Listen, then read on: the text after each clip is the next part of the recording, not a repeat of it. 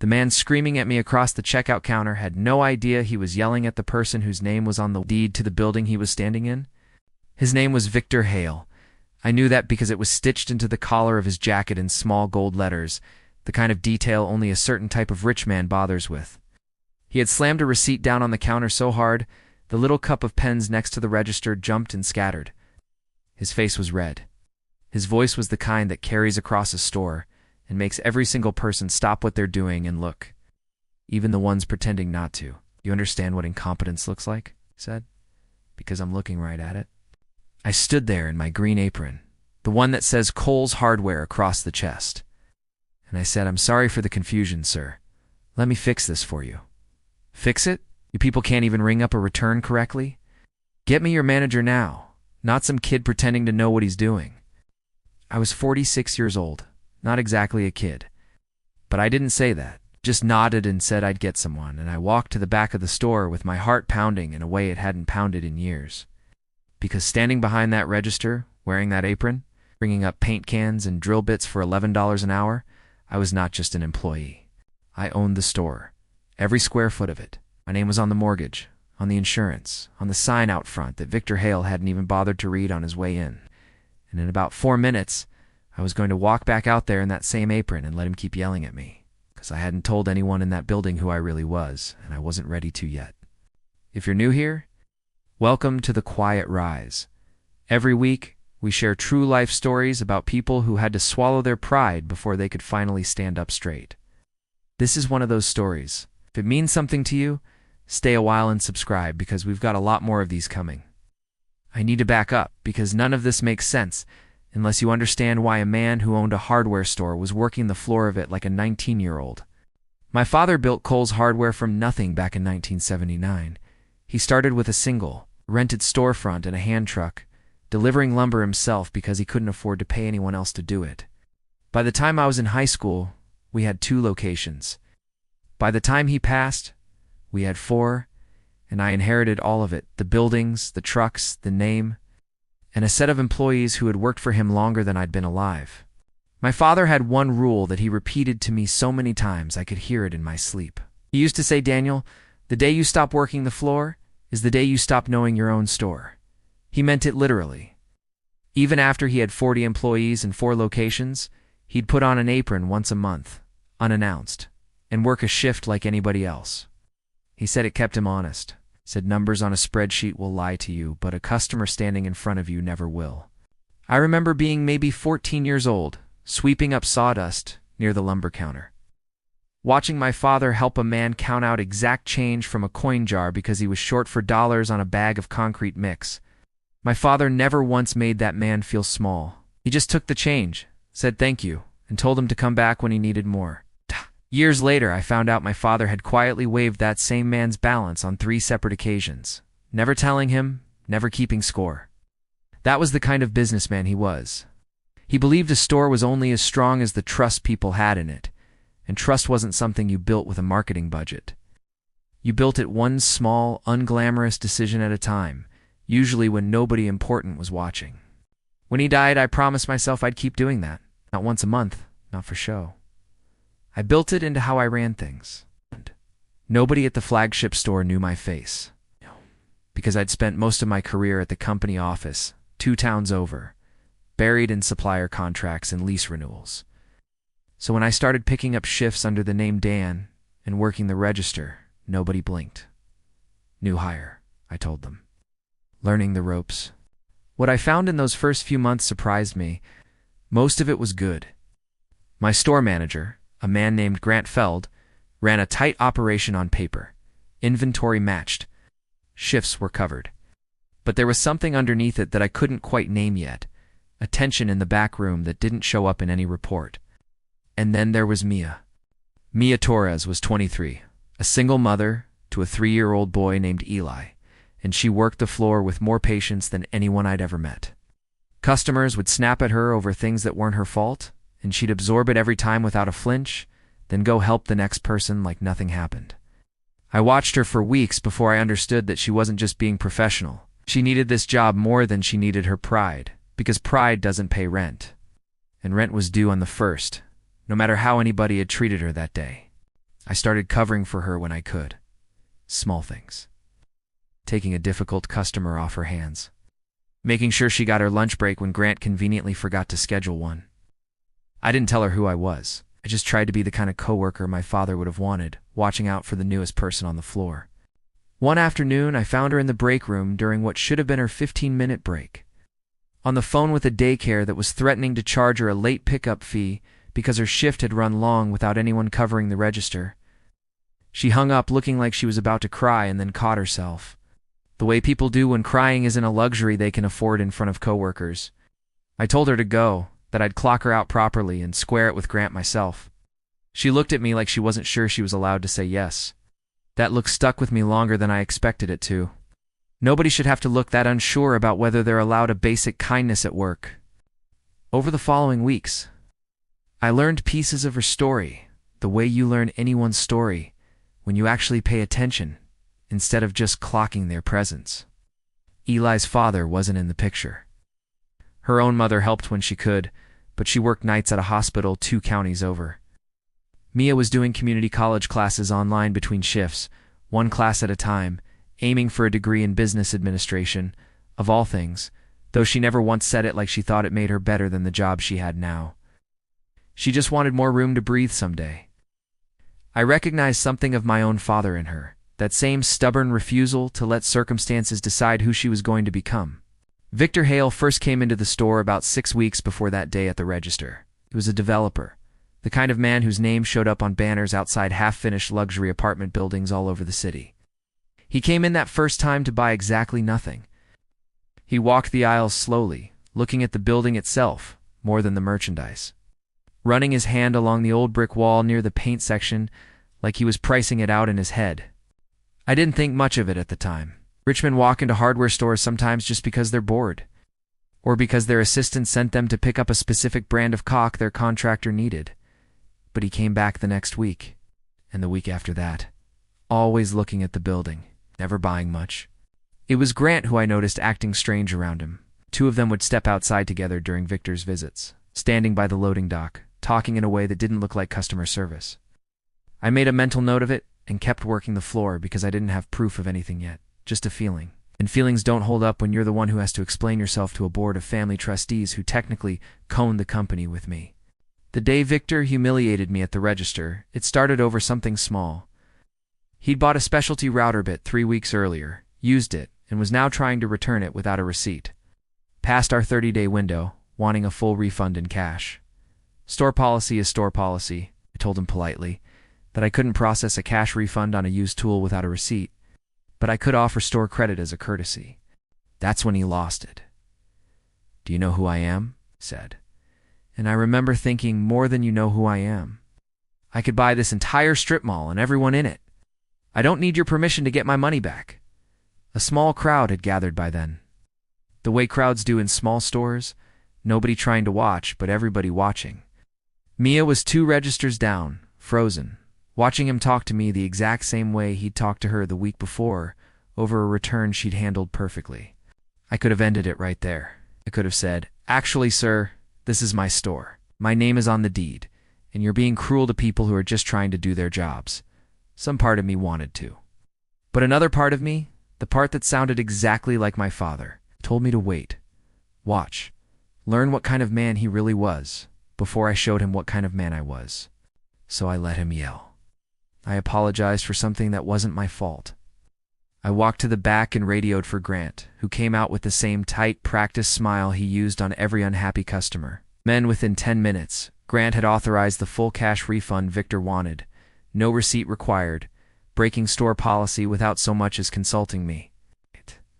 The new hire who'd just told the customer no. I watched Victor walk out with cash in his hand and a smirk on his face, and I watched Grant avoid my eyes the rest of the shift. That's when I understood there were 2 problems standing in my store that day. Only one of them was wearing an expensive jacket. That night I went home and I didn't sleep much. I kept thinking about how easily Grant had folded, how quickly he'd overridden a policy he'd normally enforce without mercy on anyone else. I'd seen him refuse a return from an elderly woman 2 weeks earlier over a receipt that was smudged but still readable. He didn't fold for her, folded for Victor Hale in about 90 seconds. I started paying closer attention after that, still in the apron, still Dan to everyone but me. I began noticing small inconsistencies in the inventory reports Grant submitted to corporate. Nothing dramatic, just numbers that didn't quite add up around the same weeks Victor had been visiting. A few boxes of specialty fasteners marked as damaged and written off that I never saw in the damage bin. A supplier invoice that had been paid twice, the second payment routed to a new account that hadn't been through our normal vendor approval process. None of it was enough on its own to prove anything. But taken together, it painted a picture I didn't like.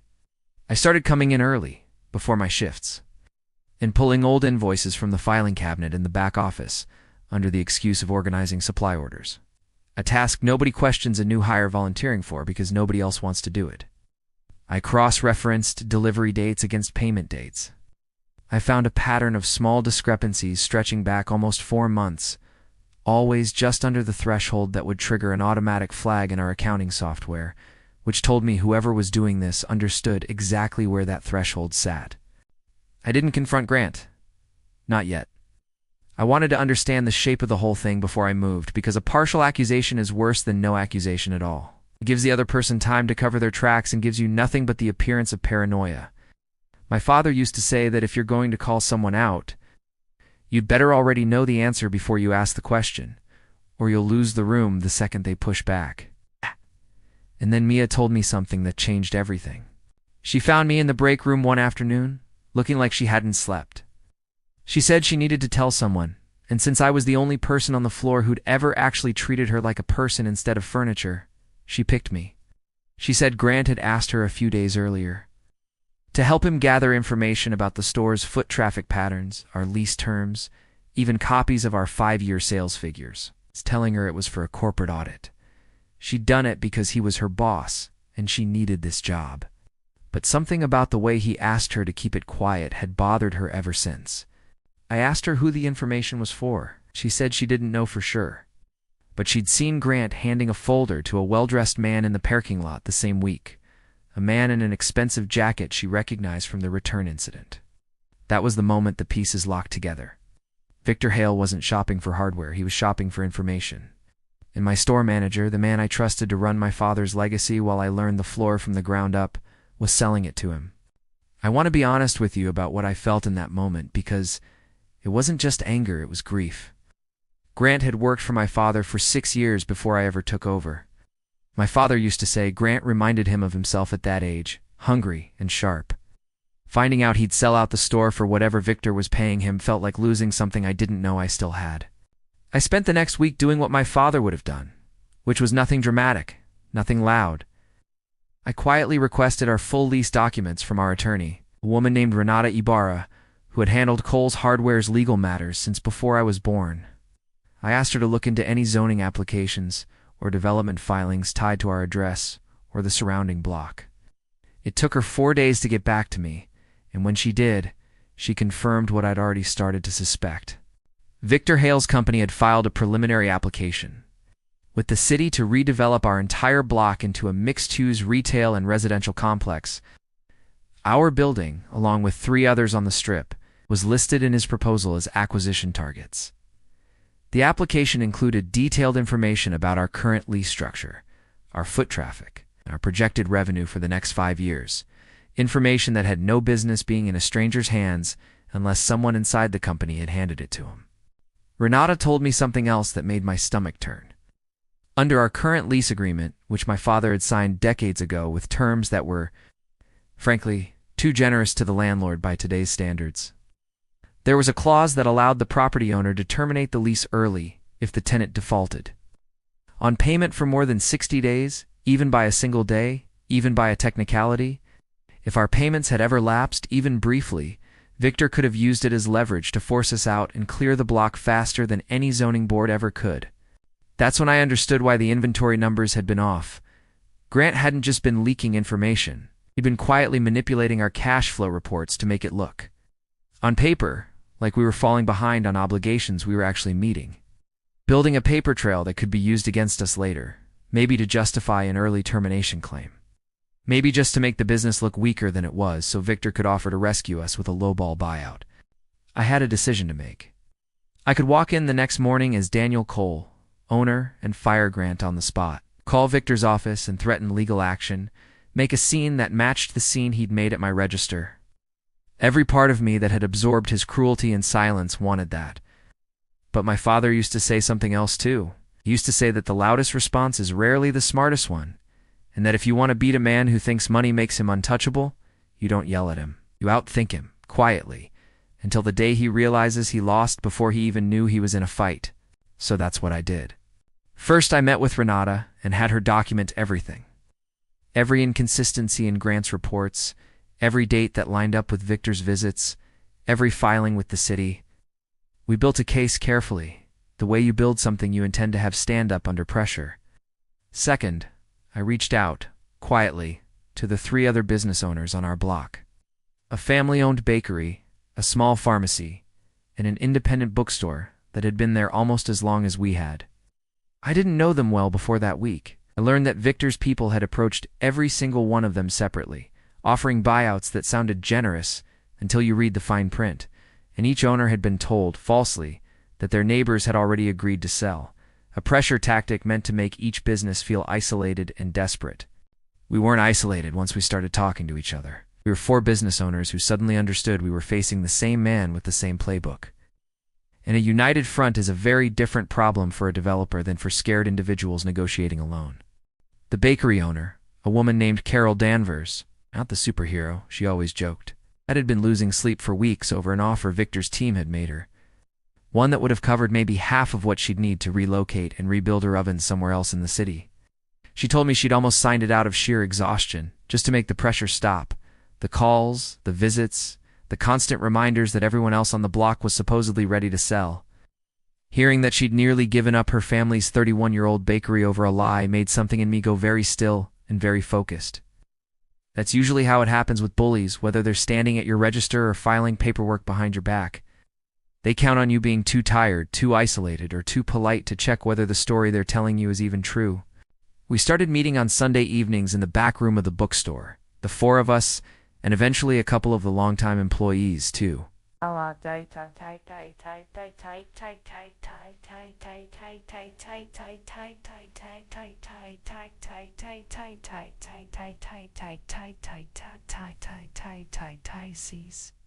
We'd each received.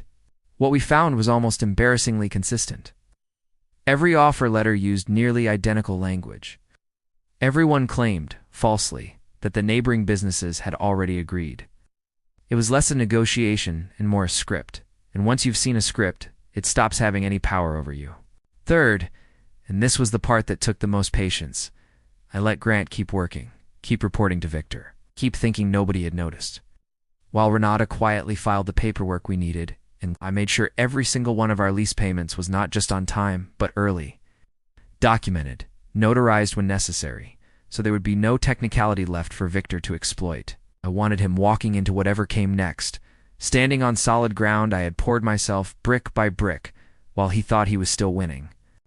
The city council meeting where Victor's redevelopment proposal was set for its first public hearing was scheduled for a Tuesday evening in the community room of the public library. It's a kind of meeting that usually draws 12 people and a stack of folding chairs nobody needs. I made sure that wasn't the case this time. I asked Mia if she'd be willing to speak. Not about anything confidential, just about what it was like to work in a small, family-run business, and what it would mean to lose it. She said yes, without hesitation, and something about the way she said it told me she needed this as much as I did. I asked the bakery owner, the pharmacist, and the bookstore owner to bring their regular customers if they were willing. Word travels fast in a neighborhood that actually likes the businesses in it. And by the time Tuesday came, the community room was standing room only. Victor arrived looking exactly like he had the day he yelled at me over a router bit. The same expensive jacket, the same expression of a man who has never once considered that a room might not go his way. He gave his presentation first, all glossy renderings of a shining new development. Promises of jobs and foot traffic and revitalization. It's the kind of language that sounds good until you notice it never once mentions the people already living and working there. Then it was our turn.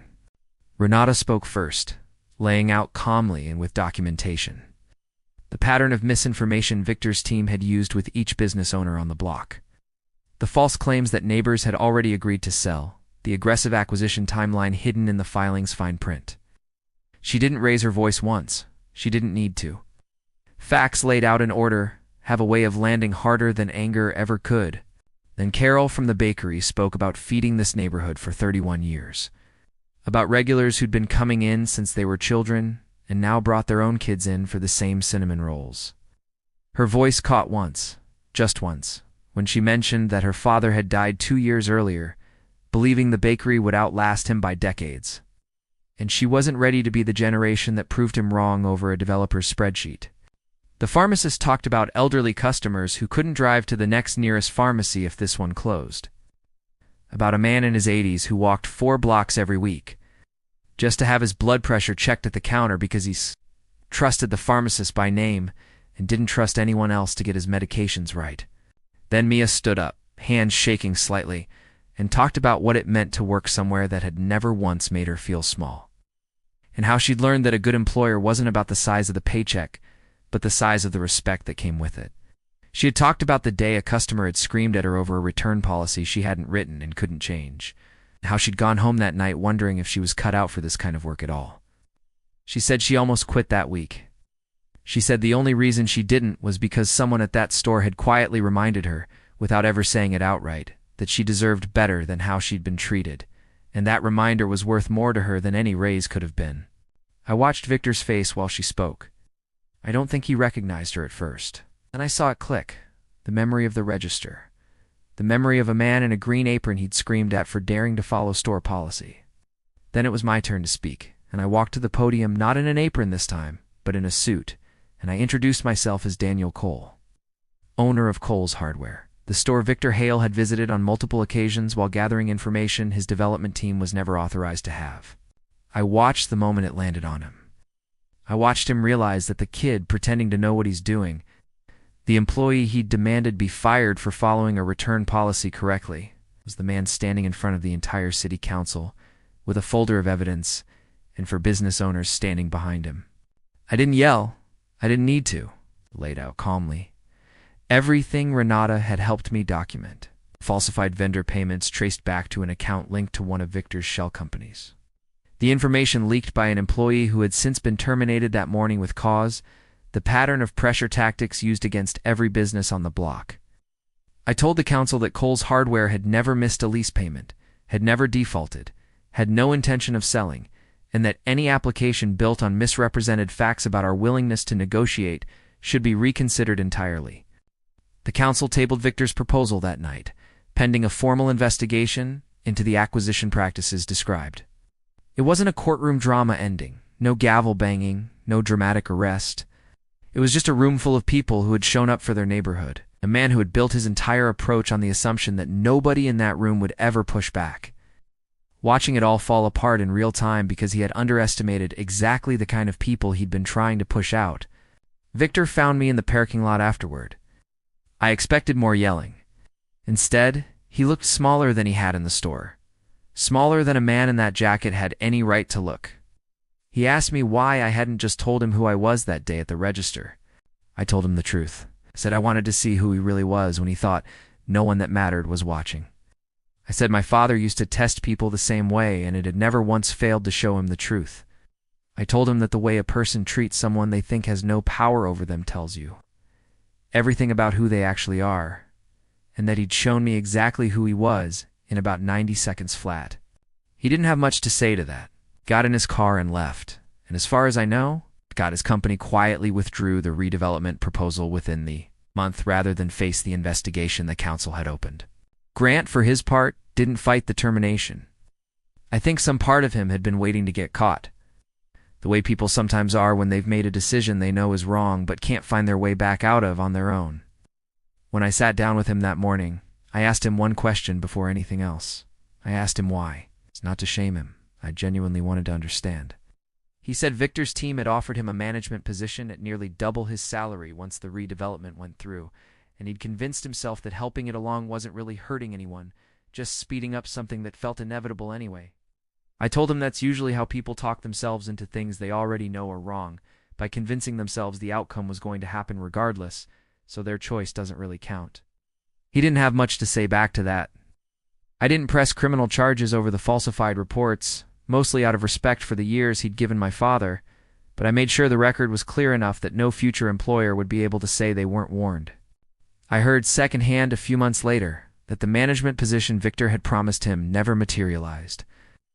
I wasn't surprised. Men like Victor rarely keep promises to people they've already used up. I promoted Mia to assistant manager 2 weeks later. She cried when I told her.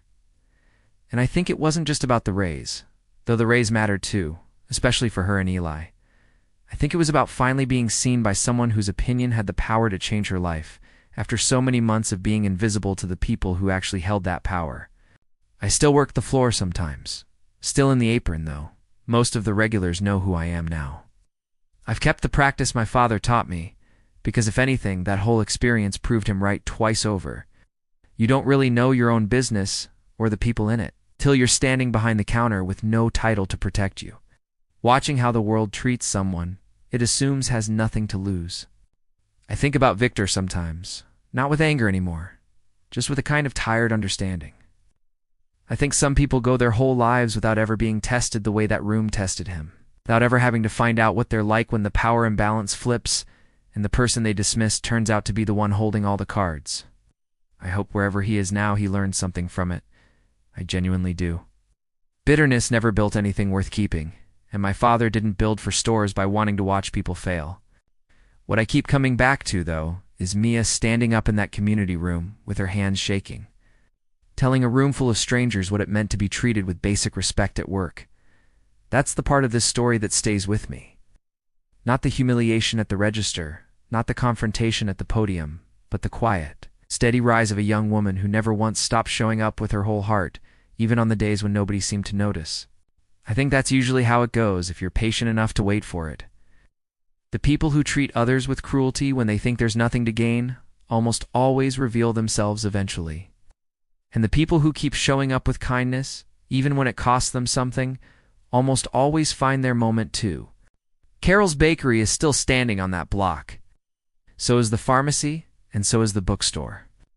Its shelves a little more crowded now, with a small section near the register where Carol sells day-old cinnamon rolls at half price so nothing goes to waste. Sometimes on a Sunday I'll walk the block just to look at it, for small businesses still standing where a glass tower was supposed to go, and I'll think about how close we came to losing all of it to a man who believed a fair price and a bullying tactic were the same thing. My father isn't here to see how it turned out, but I like to think he would have approved of the way I handled it, not the confrontation itself. He never much cared for confrontation. What I think he would have approved of is the waiting, the watching. The decision to let a man show you exactly who he was before you decided what to do about it. He always said that patience wasn't the absence of anger, it was just anger with better timing. So I'll ask you what I ask myself every time I think back on that day at the register. If you were in my apron that morning, taking that kind of treatment from a man who had no idea who you really were, what would you have done? Would you have revealed yourself right there? Or would you have waited the way I did to see the whole truth first? Love to hear your answer in the comments. And if this story meant something to you, if it reminded you of your own quiet rise or someone else's, share it with somebody who needs to hear it today. Thank you for spending time with The Quiet Rise. I'll see you in the next story.